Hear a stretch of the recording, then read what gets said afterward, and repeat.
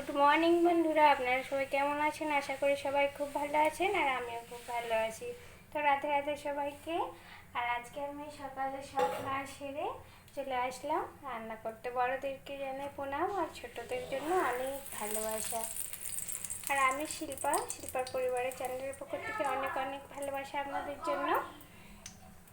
তো আমি সব রান্না প্রায় করে নিয়েছি আর আছে শুধু ডিমের কারি। এই যে রান্না হচ্ছে, তো ডিমের কারিটা করে নিই, তাহলে আমার রান্না হয়ে যাবে। প্রথমে একটু গরম মশলা আর লঙ্কা দিয়ে দিয়েছি, মানে গোটা গরম মশলা ছোট এলাচ, তারপরে পেঁয়াজ দিয়ে দিলাম।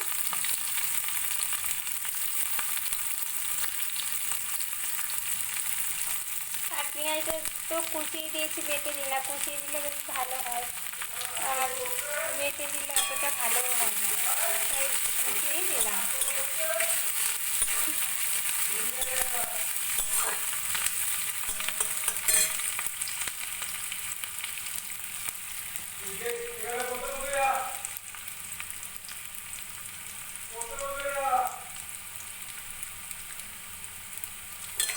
তো পেঁয়াজটা লাল লাল ভাজা হয়ে গেছে।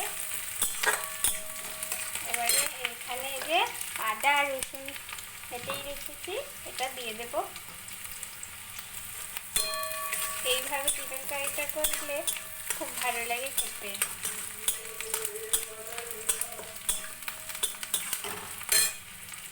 আর এই যে এখানে আমি ডিমগুলোর খোসা ছাড়িয়ে রেখেছিলাম, এবারে আদা রসুন বাটাটা দিয়ে দিলাম। আমি কিন্তু শিলনোড়াতেই রেখেছি।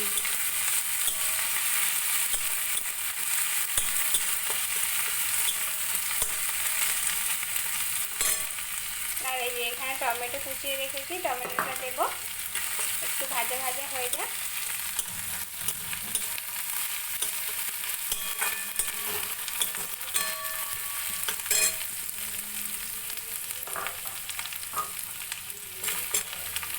দিয়ে দিলাম টমেটো।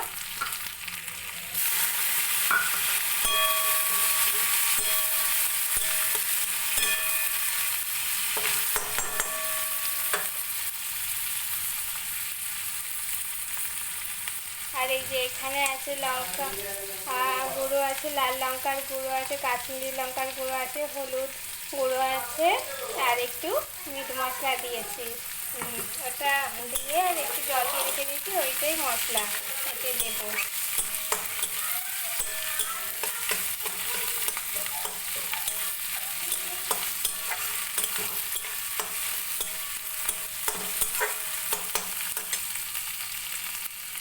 ভাজা ভাজা হয়েই গেছে, আর একটু ভাজা হয়ে গেলেই মশলাটা দিয়ে দেবো।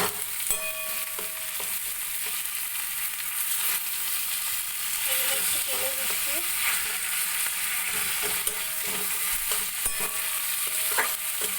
হ্যাঁ, এবার কিন্তু মশলাটা দিয়ে দিলাম।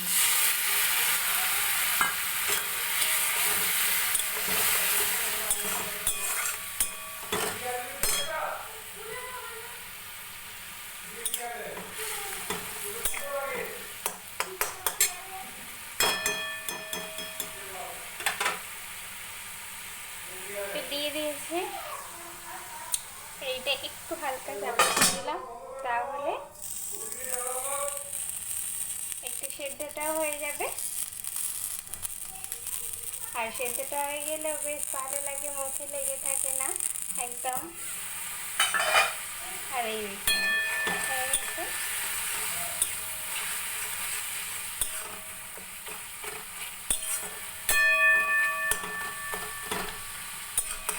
আর এটা একটু তেলটা ছেড়ে আসলে তারপরে আমি কিন্তু ডিমগুলো দিয়ে দেবো। আমি ডিমটা না ভেজে কারি করলে অতটা ভালো লাগে না, এমনি আমি কিন্তু ভাজি না, এমনি সেদ্ধ ডিমই দেবো। আমার ভালো লাগে না, আমি সবার জন্য ভেজে দিই, কিন্তু আমার জন্য সেদ্ধ ডিমটা ভাজি না। আজকে আবার কারোর জন্যই ভাজি না, সবই সেদ্ধ করে দিচ্ছি সবার জন্য। এই দেখুন, যেই ঢাকা দিয়ে দিয়েছি তারপরে কত সুন্দর একদম হয়ে গেছে।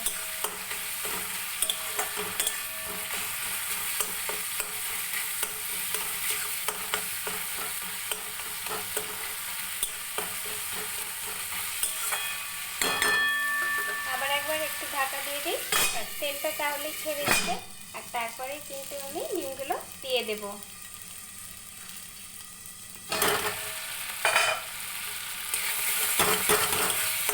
মশলাটা খুব সুন্দরভাবে হয়ে গেছে।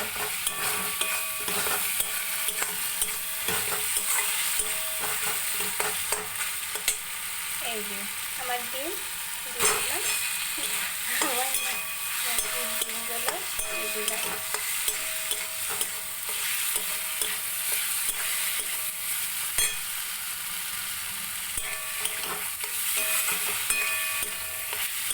এগুলো কিন্তু হাঁসের ডিম না, এগুলো মুরগির ডিম।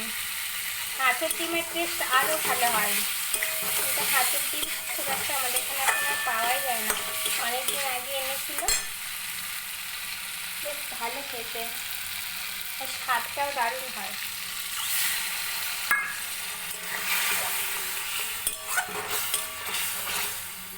একদমই শুকনো শুকনো করবো। আর এই একটু ঢাকা দিয়ে দিলাম, ব্যাস একটু ঢাকা দিয়ে দিলে তারপরে হালকা একটু সিম করে দিলাম, ব্যাস হয়ে যাবে ডিমের কারি। আর এইভাবে আমি বানিয়ে নিলাম ডিমের কারি।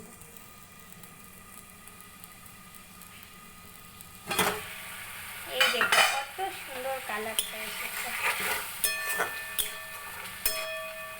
ডিম না ভেজে ডিমের কারি।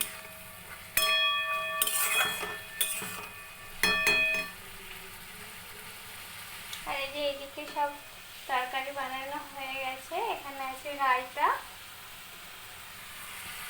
বানিয়ে নিয়েছি, আর এইটাই শুধু বাকি ছিল, তো লাস্টে বানিয়ে নিলাম।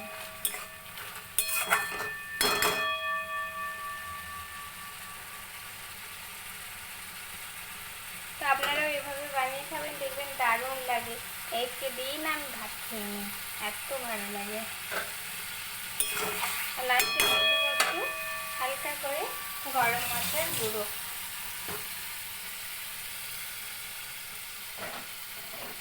আমার গরম মশলাটা এই যে দিয়ে দিলাম।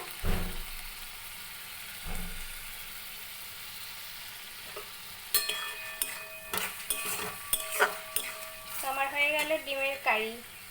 এই দেখুন কত সুন্দর হয়েছে, একদম কিন্তু শুকনো শুকনো বানিয়েছি।